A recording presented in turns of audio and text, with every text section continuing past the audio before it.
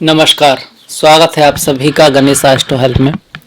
मैं हूं आपके साथ डॉक्टर दिलीप और आज हम बात करेंगे गुरु का जो नक्षत्र परिवर्तन हो रहा है वो मीन राशि मीन लग्न के लिए क्या लेकर आएगा।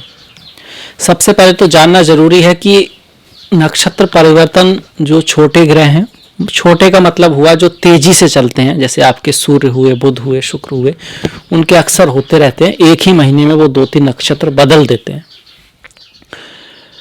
पर जब हम गोचर की बात करते हैं, कुछ ग्रह ऐसे हैं जिनका नक्षत्र परिवर्तन वास्तव में काफी विशेष रहता है। वो हैं शनि, गुरु, राहु, केतु। बड़े जो ग्रह हैं जिनकी लंबी कक्षा होती है, जो देर तक एक राशि में रुकते हैं। तो ऐसा ही एक महत्वपूर्ण परिवर्तन होने जा रहा है।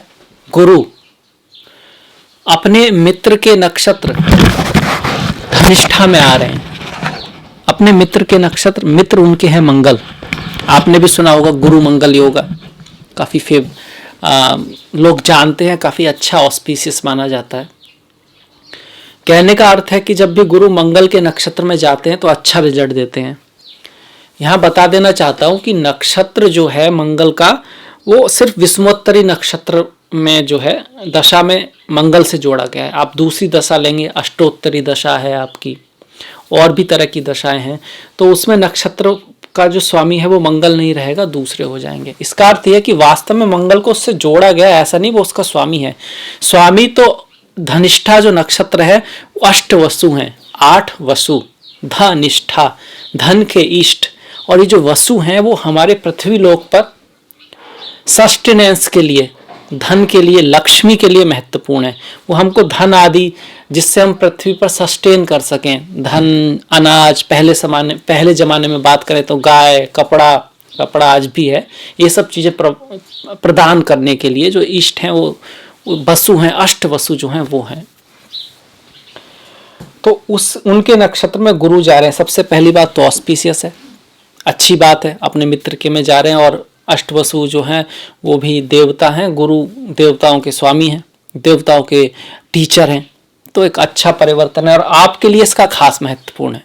कारण क्या है कि गुरु आपके लग्नेश हैं, गुरु आपके लग्न के स्वामी हैं। इस वजह से गुरु जो हैं, थोड़ा सा गुरु पे भी बात कर लेते हैं। गुरु बहुत ही महत्वपूर्ण ग्रह हैं हर किसी के लिए। द्वितीय भाव, पंचम भाव, नवम भाव, 11वें भाव और के मुख्य कारक हैं। इसके साथ साथ सप्तम और दशम के सूक्ष्म कारक हैं। मुख्य कारक जिन भागों के हैं, जैसे द्वितीय भाव है आपका धन, पैसा, कपड़ा, ज्वेलरी, वाणी, आपकी एजुकेशन भी है।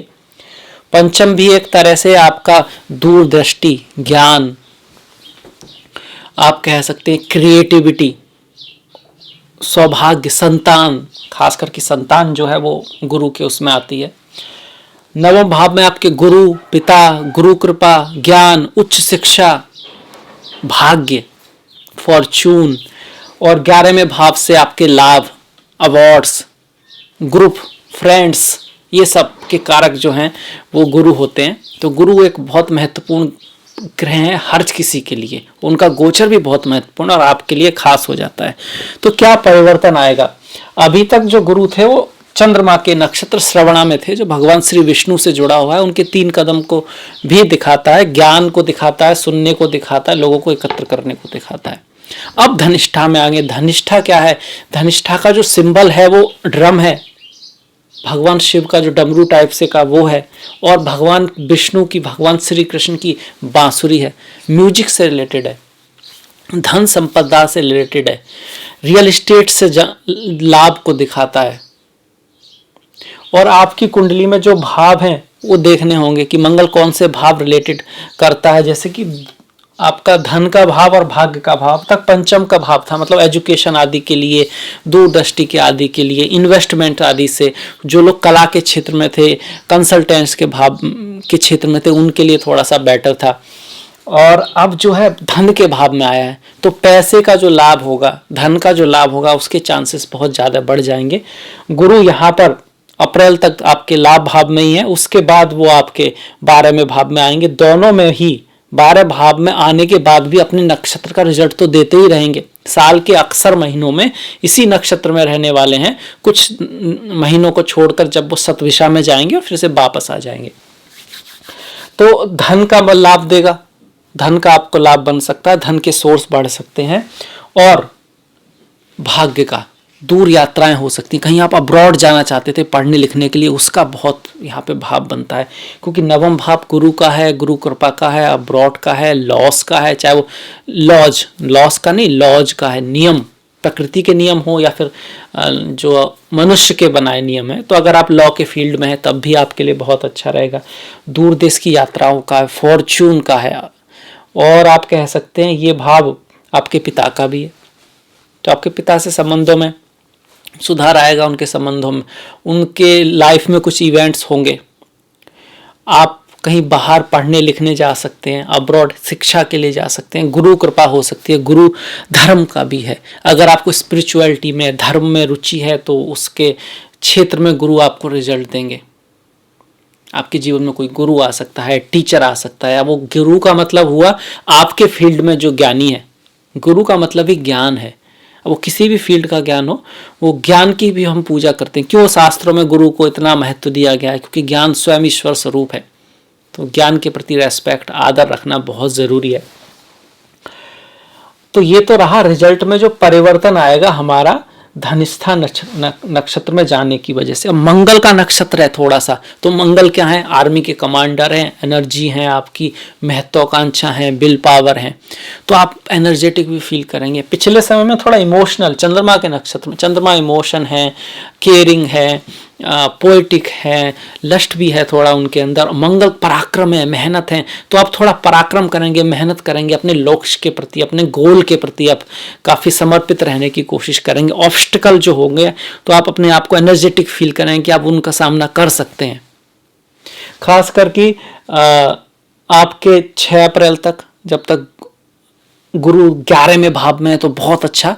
बाद में भी चूंकि 12वें भाव में है तो खर्चा तो थोड़ा बढ़ सकता है और स्वास्थ्य का थोड़ा सा ध्यान जरूर रखना है, पर चूंकि नक्षत्र का रिजल्ट तो फिर भी वहां से वो अच्छा दे रहे हैं आपके, तो फिर भी काफी हद तक आपको फॉरेन ट्रेवल करा सकते हैं, इंपोर्ट एक्सपोर्ट से लाभ करा सकते हैं, बाहर विदेशों से लाभ करा सकते हैं, और धन का सोर्स फिर भी कुछ ना कुछ बना रहेगा।